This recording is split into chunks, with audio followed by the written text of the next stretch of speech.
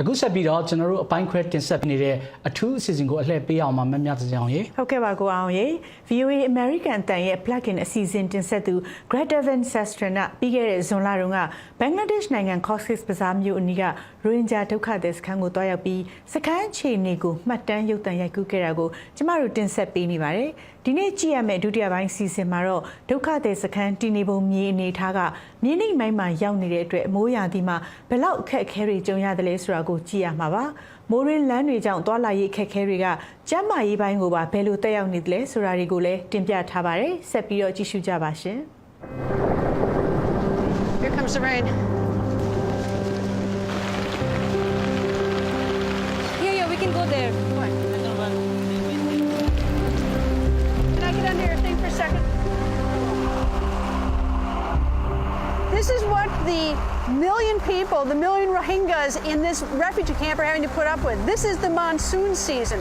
This is a crisis on top of a crisis. It is raining like crazy. It's not going to stop raining. This is no ordinary rain. This is a monsoon. And what's happening, what's already happened is there are mudslides, but that's not where it stops. I mean, look at here's a latrine, but the latrines are filthy. And what happens is they make the water filthy. There's water running all the way through. You can see the water underneath me. It just doesn't stop raining. And it's just a breeding ground for all sorts of diseases. You've got cholera and so many other diseases that come when you have filthy water. And that's just the beginning. But how can anyone expect these people to get food to live?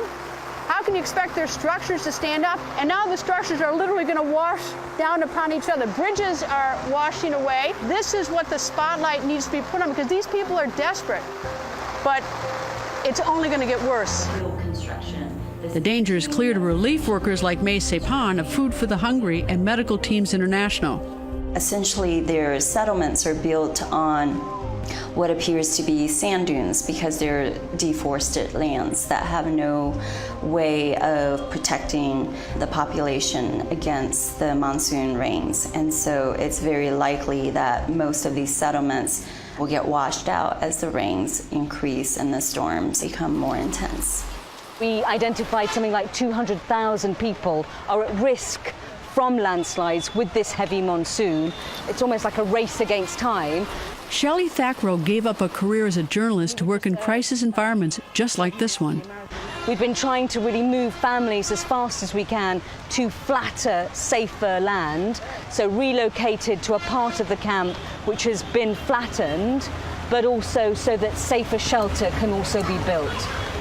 The constant rain would strain a first world infrastructure, let alone a makeshift camp. The water builds, pools, and seeps into everything and sets up a potential for danger to the vulnerable refugees. And as the rains continue, the toilets are overflowing into the wells, and so many more of the clean wells will become contaminated as rainy season continues. With that, we get major outbreaks. Infectious outbreaks such as acute water diarrhea, possibly cholera, dengue fever. There's quite a few different outbreaks that we are worried that might occur. I walked the camp with Rebecca Derry, the country representative for Samaritan's Purse, a U.S.-based Christian relief organization. Dozens of agencies from all over the world, including the United States, have sent teams to the camp to help the Rohingya. They're providing medical care, shelter materials, food, and dozens of other relief services. The camp is too large and the need too great for just one agency to handle it all. They've split Kuta Palong into a number of smaller camps where individual charities take responsibility. What is this camp called? Where this is still the Camp 12? Yes. 20,000 plus live here? 20,000 plus. And you can see how all the houses or homes are built into this hilly terrain. So when the monsoon starts in earnest, it creates a horrible danger. Absolutely. So what's to protect these houses from pancaking on top of each other? Nothing. Nothing at all. Has anyone died so far from the mudslides as far as you know? Yes, we had a child under 5 die 2 weeks ago from a landslide. What happened? I mean, what do you know about it? I mean, in his home or? His home was crushed from the slide. Where's the rest of his family? I don't know. How did you find out about it? We get reports about all the things that happen in the camps, and so it was one of the things that was reported, unfortunately, that we lost him. What efforts are being made to protect these families from these mudslides? I mean, I don't know that anything can. I mean, they've lifted all the trees here and built them into homes. They've used everything, so there's nothing to hold the soil in, even if it would withstand the monsoon. That's right. So they are trying to move people out as quickly as possible to areas that are a little bit more stable, but it's a slow process and there's not a lot of place to put them. But even do the people want to move again? I mean, they've already been run out of Myanmar. I mean, this, as horrible as this has at least become home. You know the person who lives next door to you. Yeah, they're making an attempt to move people in family groups so that they still have that feeling of placement. But yeah, it is really hard to uproot a second time and move somewhere else. And I notice over here that there are bags. I assume that's an attempt to prevent a mudslide. So what you're seeing there is that's places where there were homes and they have been taken off so that, because that's a high landslide area. So these little spots where you see, that's where people have been moved out. All right. So when people get moved out, they take their homes? Yeah. What is, like, look at all this huge roof-like area over this. What is it? So this is an attempt to keep the sand from coming down. So they are also planting grass. They're trying to plant grass so that it will stabilize the soil a little better. And they put bamboo and tarp over it to keep it from falling on these lower houses. Oh yeah, take a look at this. This is incredible. This is where a house probably was. And they move the family out. I'm stepping over this bamboo. They move the family out, and then they take the house and get rid of the house so no one moves in. But take a look at, you can tell there's just a cliff with a little bit of rain, the monsoon, you know, that whatever is here is just going to slide right down on top of these other homes.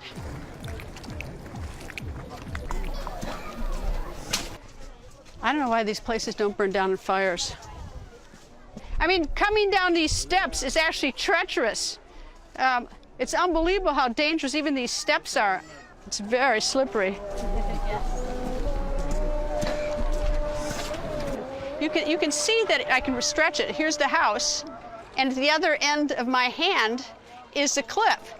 So you know what's going to happen when the rain comes, when this cliff gives way. This house is going to go tumbling down on top of those other homes. This is a very narrow passage, and the rains, I mean, if you've never been in a monsoon, I mean, it's not like your ordinary rainstorm. It comes down in buckets, and water literally washes away the land. Now that the rains have come, it's a race against landslides. Several organizations are working to move families to safer ground. I met Michelle Bornstein from New York. She works with Care International over in Camp 16 to relocate who she can. We did a site survey that recognized that of the shelters, there were 810 that were particularly vulnerable to mudslides. They were, you know, on overhangings, they were in gulfs, they were in really risky places. But not all of them could get moved. So only about 460 of them could be. So 400 are still at risk for them? So 400 of them, we gave them extra shelter materials to just try to mitigate a little bit against some of the slopes. But I mean, it's a daunting task. I mean, look at these hills, and we've been through, you know, we've seen what the monsoon has done. It washed out a road that we were on today, and just in a short order. I mean, the monsoon's going to go for months. These 400 families still at risk. It's not academic. This is pretty serious. No, and beyond that, you know, some of the households that we didn't think were at risk were destroyed in last week's rain. So households that we didn't think were particularly vulnerable had mudslides that weren't anticipated because we didn't quite understand the way the land would work, what the soil quality in all the different areas was. Do you have all the money and supplies you need? No. This is a new era? Yeah. Are they building their own houses? So essentially what happens is that we give materials and we give training, and then we lend support to vulnerable households. So most households build their own, but you know, women-headed households, households with elderly or children-headed households, we have laborers do most or all of the construction. While I was in Camp 16, I met Fatima. When her family fled from Myanmar, her husband was killed. Her son lives in the camps, but is so traumatized that I'm told he just roams around aimlessly. She was helped by Care. When we first reached Bangladesh, we took shelter at the bank of a river, but there was land erosion. Then some representatives from Care told us that there were some new shelters being built further inland. They advised us and then helped us move here. But for every person like Fatima, there are dozens of others needing immediate help. The needs come flooding in every day, every hour, every minute.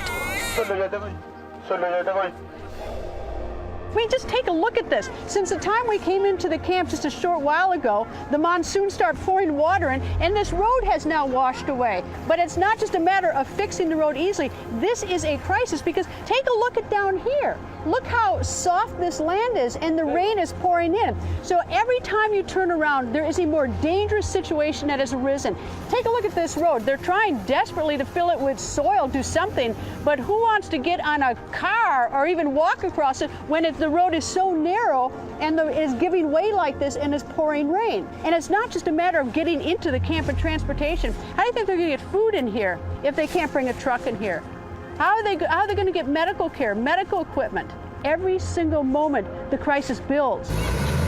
This is interesting. Here comes an ambulance. Before I was talking about how dangerous it is, how do you get cars in to help people?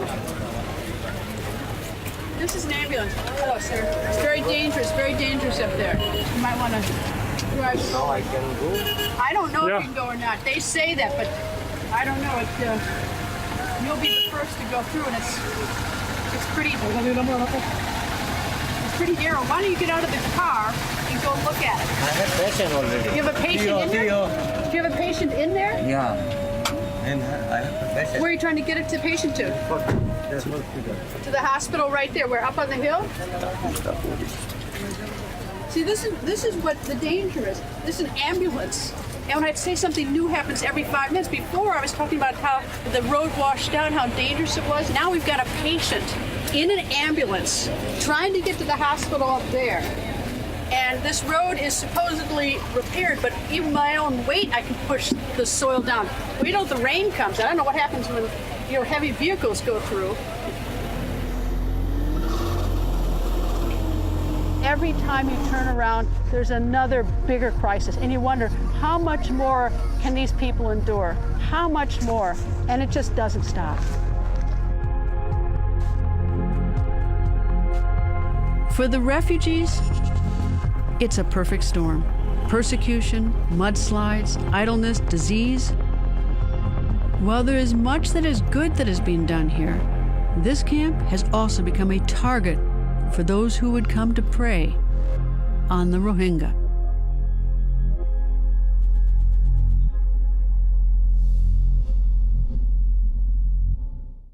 ဒီအစီအစဉ်ကိုတင်ဆက်တဲ့ Greta Van Susteren ဟာစက်တင်ဘာလ26ရက်နေ့မှာပဲ Rohingya တွေပေါ်လူမျိုးတုံးတပ်ဖြတ်မှုလို့ခေါင်းစဉ်ပေးထားတဲ့ American အောက်လွှတ်တော်ကြားနာပွဲမှာသူခီးစဉ်နဲ့ပတ်သက်ပြီးတော့ထွက်ဆိုခဲ့ရပါတယ်။ရခိုင်ပြည်နယ်ကအဖြစ်အပျက်တွေအကြောင်းသတင်းရေးသားတင်ပြရတဲ့သတင်းတောက်တွေဘလောက်ဖိအားနဲ့အခက်အခဲကြုံရတယ်ဆိုတာကိုလည်းလွှတ်တော်ကြားနာပွဲမှာသူကရှင်းပြသွားခဲ့ပါတယ်ခင်ဗျာ။